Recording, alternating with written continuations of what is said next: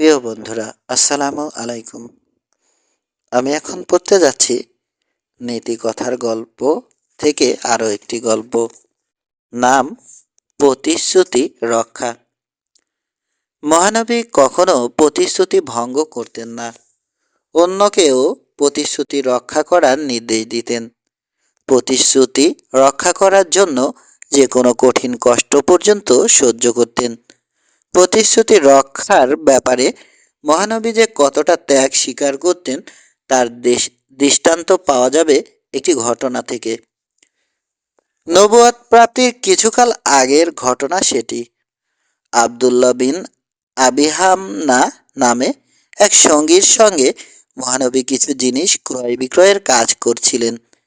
কাজ প্রায় শেষ হয়ে এসেছে, এমন সময় সঙ্গী আবদুল্লাহ বিন আবিহামনা বললেন, আপনি এখানে একটু অপেক্ষা করুন, আমি আসছি, একত্রে ফিরব। তারপর তিনি অন্য এক কাজে চলে গেলেন।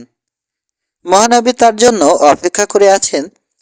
একদিকে আবদুল্লাহ বিন আবি হামনা মহানবীকে অপেক্ষা করতে বলে যে চলেই এসেছেন সে কথা ভুলে গেছেন সম্পূর্ণভাবে।